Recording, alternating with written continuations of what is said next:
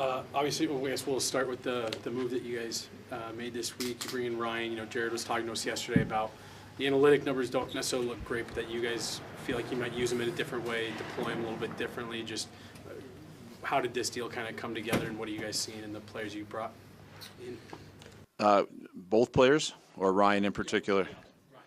Yeah, Ryan, I mean, obviously he's been a key part of the Rangers back end for a number of years. I think the warrior mentality is what kind of draws you into him. He's an experienced big game player. He's been a key cog on some very good Ranger teams. So I think we've been looking to add another guy that can gobble up some minutes. I think the way we'll deploy him, we think with the bite that he adds, the sandpaper, the hard to play against, a little bit of the ratty component, is something that our sauce needed. And I think, you know, how Bedsy's got a lot of ways he can use him. He can use him with Kale. He can use him with Josh. He can mix and match him with, you know, Malinsky or Shillington. He'd get him on the penalty kill and hopefully take some minutes away, you know, from some of our top guys who are pushing, you know, big minutes every single night. So that was sort of the thought process. And the analytics part, we have an awesome department ourselves here. There's sometimes things that we think we can separate some noise, and hopefully we'll get you know, a positive player. But we'll bet on the character on Ryan Lindgren every day of the week. Not to revisit the past, but with the Mikko deal, you know, you made it to improve this team, and then all of a sudden there's rumors floating around that he could end up in the Western Conference again. When you're making a deal, do you weigh that at all, that he could, you know, that there could be a deal upon a deal and he could end up again in the Western? Who? Mikko. No, I'm not going to comment on what Carolina is going to do. We don't make deals thinking about pivot points by what the other team's going to do. So obviously he's a great player, and you know, he'll continue to be wherever he is. You know, with the Carolina Hurricanes, he's a dominant player. So with those moves, what do you feel the state of the team is coming closer to the trade deadline? Are you where you want to be? Are you still looking at? Do you think you're short up, or is there something missing? I think there's a lot of good hockey teams on both sides, the Eastern and the Western Conference. So, you know, I think we're one of those teams. You know, I think, you know, any given night if we play our A game, we're dangerous. I think it's no secret that we had to try and get deeper, both up front and on the back end. I don't think we're totally satisfied. If we can still find a way to improve the team, we'll try. How, I don't know. We've obviously used some draft capital and things of that sort, but I think we're deeper. You know, I think Jimmy Vesey, we didn't touch on that, but he brings good value, right? He's a guy that Bedsy can use on a second line, third line, fourth line, and he can plug and mix and match and penalty kill. He's a decent sized guy too, and he's got some big game experience as well. So. I think he's a good depth add for us, and you're gonna need it. Well, you guys all know you're gonna need it if you're gonna, you know, fortunate enough to grab a spot and try and get through, you know, the battle that we all know the playoffs can be. So. I'm curious about the prospect that matched the deal, Hank Kempf. Is that someone that you guys scouted a lot? Is this just another example of like a college free agent where you bring in an older prospect that might be closer to NHL, or where do you see? I think it's just simply it's a guy we have good reports on that our guys like, and we were able to get him, you know, in the deal. Obviously, we've had Matthew Steinberg rip through Cornell and Sam Malinsky, so it's a school that we had a lot of direct specific looks at our own guy when our development team is in there. And then watching a free agent in Sam, and you get a lot of shrapnel viewings, and this guy kept coming to us, and we think he can skate. He's got decent size, you know, and he's a guy here that's maybe he's going to be ready to turn pro soon. I don't think the fact that he's ready to turn pro was sort of the indicative factor of trying to get him. I think we just liked him, and we were able to get him in the deal. So. We'll see where it goes here in the next few weeks, but we like him. Middlestat shared that he's best friends with with Lindgren and a time where you're maybe wanting to see a little bit more from Casey. How can this help him elevate his own game, just knowing that he has not only a friend but a best friend, as he called him, on the team? Yeah, I mean, Casey, we all saw what he did last year at the end of the year and into a tough playoff series against Winnipeg and then Dallas and then the start of this year was really good hockey. So we definitely need to see that version of Casey, and I'm confident that we will. I mean, those Minnesota guys stick together. Obviously, I think, bringing Ryan in, if that is a spark for Casey or him, all the better for the Avalanche. I think it'll help in that it could help Ryan too, right? He's got, he comes over with Jimmy. He's got a good buddy on the team already in the transition. That can never hurt. Chris, we know that on-ice chemistry is what it's all about. But what about off-ice? The past week and a half we've seen at the NFL Combine players going through interviews with front offices. How much do you put in personality of players? Do you have a personality profile on guys around the league? And does that go into any of your decisions that you make? Yeah, we certainly, we'll do that like for the draft, obviously. But any acquisition that we look to bring in, we want to, obviously it's tough to bat 1,000, but bringing in competitive guys and good people is always part of our equation. And we think with, even going back to McKenzie and Scott Wedgwood and now Ryan Lindgren and Jimmy VC, we think, that part was the easy part to check. They've been in the league for a long time and they're good quality veterans and people and hopefully that translates on the ice. You've had just almost an unprecedented amount of turnover with your team this year for a team that is trying to win the Stanley Cup, certainly. Thinks this is going to be like 44 guys. Just what has this been like? What has this year been like compared to some of the previous?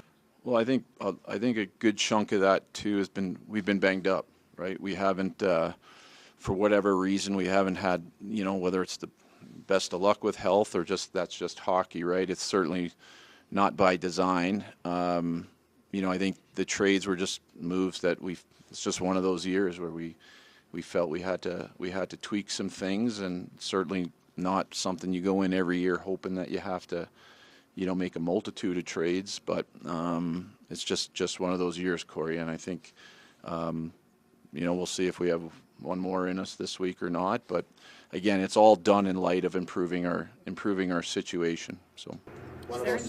So with that, you guys have been one of the more active teams in the last 2 seasons, being aggressive and fixing parts of the roster you don't like, adding, kind of similar to the way that the organization was back in the early 2000s and the 90s. Is this just a symbol of where the organization is at? You got Nathan McKinnon, you got Cale Makar, you want to be aggressive in approaching this roster? Or is it what you were just saying? Just the circumstances have kind of fallen in the perfect place where you've had to make deals. Yeah, I think, obviously when you have, the superstar players that you have, there's an expectation, right, that you're, like you guys said it, you're a contender, right? Are you every year? Can you do this every year in perpetuity? No. There's going to come a time where we're going to have to recoup those assets because you need the young players. You do. So it's a fine line, and it's something we talk about continuously, but we do feel that as long as we have a chance to get one of those 8 tickets in the Western Conference, and then hopefully then be dangerous, and then a lot comes down to health, right? You can have all the good players in the world. They got to be healthy at the right time of the year too. So, do you have the latest on Gabriel Landeskog, and with that, obviously, how much he factors into when you're making moves like this? Yeah, no, Gabe continues to rehab. I think things are he's doing good. He's doing, he's grinding hard every single day, but I don't foresee him joining practice like in the next day or two or week or two here. So, I mean, I think you guys can figure out where this is kind of going, but hopefully it'll keep going well. Martin, he's hit the ground running with the team. Are you surprised at how quickly he's integrated? And also, I know you're always planning ahead. He's only got 1 year left out this year. Is that something you guys would like to kind of handle this summer if possible? Yeah, I mean, we'll push, all that stuff, into hopefully late in the spring when we really start to dive in. But obviously he has a contract for next year, so it's, there's not sort of like a burning impetus to get it done in today or tomorrow. But obviously we knew his contract situation. It's a good number for next year, and we'll see. He certainly has fit in well. His speed, and he's an electric offensive player. Obviously we want to see how he finishes the year and how he plays in the playoffs, and then we'll attack that in the off season. There hasn't been a guy on the team, including Jared Bednar, that hasn't talked about how vital getting Val Nichushkin has been the last couple games. Just given the way that his playoffs have ended the last couple years, is there anything different or any kind of approach you guys are taking to just try to keep that from happening again? Listen, I think Val is, as we've talked about Val, and we prioritize Val's health, his happiness. I think he's in a good place. I think Val continues, because he's back playing, he continues to do the things that he has to do in order for him to function as a human being, let alone a hockey player. He's a great hockey player, and you guys see it every day, just like we do. When he's in the lineup, he's a game changer for us, an absolute game changer. The other stuff, the life stuff, of course we're going to do whatever we feel we can do to help him. He knows that. That's all we can do, is do the best we can, support him, be there, and Val knows that. Corey mentioned the 44 players or whatever it is and all the changing parts. Can you talk about the job that Jared has done, just kind of stabilizing everything here? Yeah, I'm highly biased on this. I think Jared is one of the best at what he does in sports. I think, let alone hockey, I think the way he connects with our players of all different personalities, Nathan, Kale, right on down to the respect that he, for players that come up from the minors, the way he communicates and handles different circumstances. We are very fortunate to have him as the head coach here. And again, I'm biased, but I think he does a dynamite job day in, day out. You mentioned earlier when you were talking about Landeskog that we think we know kind of where this is going. Is that kind of just a sign that he might not be playing this year, or is there a sign? Yeah, I think there's a chance. Obviously I can't predict the future, but he continues to rehab.